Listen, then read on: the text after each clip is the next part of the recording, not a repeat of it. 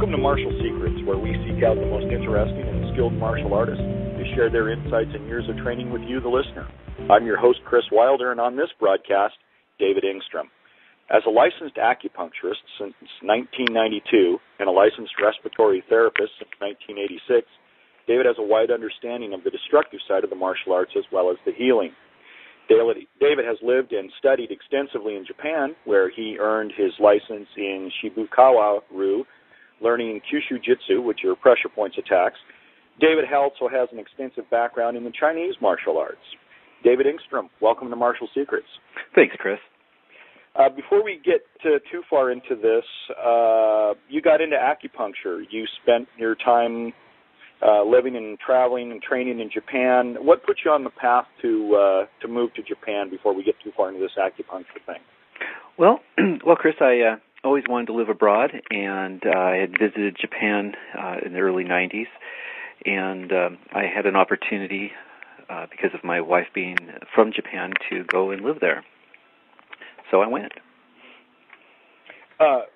What are some of the places that you went to, and specifically some of the schools? I mean, clearly you had to choose a place to train, but it probably wasn't the first place you landed. Yeah, you're right, Kris. It's so funny because I grew up here in Seattle, or in Edmonds, just north of Seattle, and there wasn't much martial arts-wise here compared to areas like Los Angeles or San Francisco, and I really didn't know what I was getting myself into.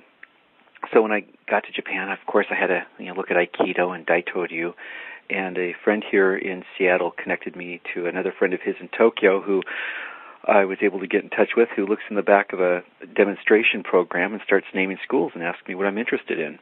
And I said I was interested in grappling and in more comprehensive curriculum, and he says, hey, check out Shibukawa-ryu, give him a call. So that's what I did. What impressed you most about those folks? I had never seen anything quite like this before. I'd seen judo, but I hadn't seen this type of joint locking and throwing. It wasn't very fancy. It wasn't very flashy or anything like that, and it just looked really direct and hard-hitting. What was the most difficult thing that you had to face? I mean, both in your mindset and physically when you entered into the dojo there in Japan. Well, one of the first things is the communication barrier. My Japanese was pretty minimal at best at that point, and I was the only foreigner in the dojo. And there had been foreigners before me, but none of them had stayed very long. So I was faced with the communication barrier, as well as kind of getting the eye of, is this guy going to stick around? What's he doing here? Well, that was spend our time with him kind of attitude. Yeah. They're just kind of looking me over. They thought I'd be gone in anywhere from 2 weeks to 2 months. They thought I'd be out the door.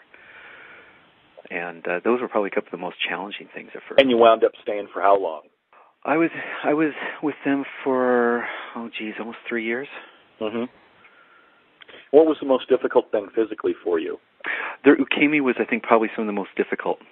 It was it was different than anything I'd seen from Aikido or Judo.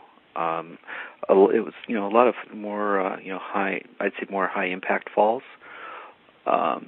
That was probably one of the most difficult things. Plus, I was over the age of 30 by the time I entered the dojo. So my body had changed a bit. It wasn't quite as pliable as it had been when I was in my 20s. You talk about the ukemi being or the falling being more difficult because the intent was to use the ground to injure your opponent? Absolutely. Basically, there wasn't a whole lot of groundwork. There wasn't a whole lot of newaza. This was a school that came from the Sekiguchi-ryu, which came from the Takenouchi-ryu, which is a battlefield art. And Japan's was a weapons-based society. And so basically the idea was you pick them up, you dump them on their head, step on them, or stab them. And they had maintained that flavor. What's the one piece of advice? I mean, you're sitting down with somebody having a bowl of noodles down at the local noodle house, and somebody says, you know what, I'm going to go to Asia and I'm going to train. What's the one piece of advice you give them before they head out there? And I mean, training in either the martial arts or the healing arts. What would be the one thing you'd say to that person across the table? Well, looking back on my experience, I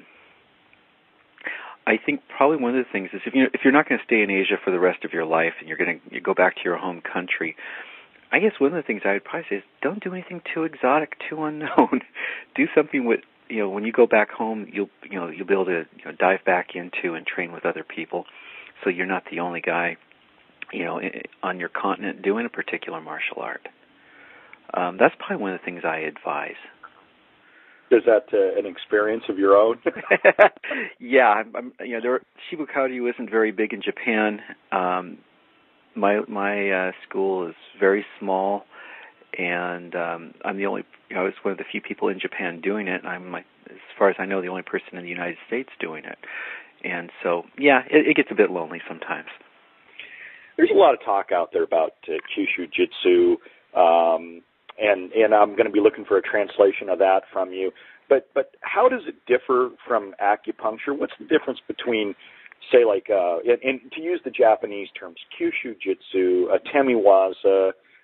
How do you make the distinction there? And how does it differ from acupuncture? Kind of take us by the hand and sort of lead us through from a acupuncturist, a clinical viewpoint. Give us some handles to hang on to this with, if you would. Okay, Kris. Let's look at acupuncture, the body, and energy flow.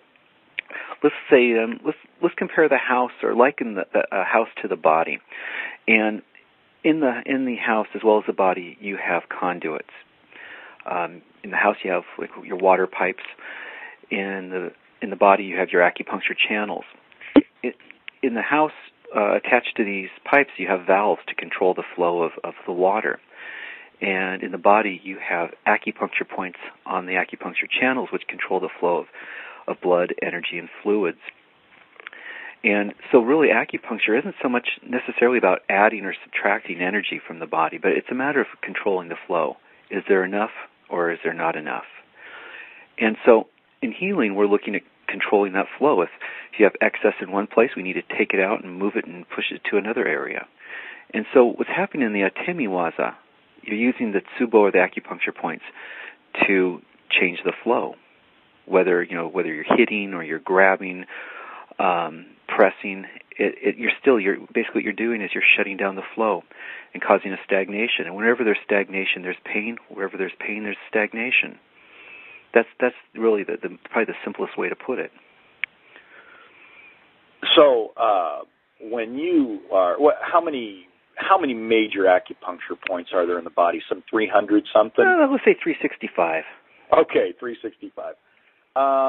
As a martial artist, when I see people and doing this sort of striking, causing consternation like you're talking about, they're not using all 365. No. They just got a couple base ones they're going to? Is that sort of how that works? Well, it depends on each individual. Just like an acupuncturist, some acupuncturists, they may only use somewhere between, let's say, 10 and 20 points. Those are their main repertoire. Some people use more, some people use less. And if you look historically at atemi in Japanese martial arts, if you look in, for example, Fujita Seiko's book, which is pretty hard to find these days, but you look at the various ryuha, some of these schools only had maybe 5 points which they would attack. Some schools had 10 or 20. And you had to look at the time in which those schools were formed and what they were doing. For example, if you were a more battlefield-based school and wearing armor, you can't attack as many points if your opponent's wearing armor.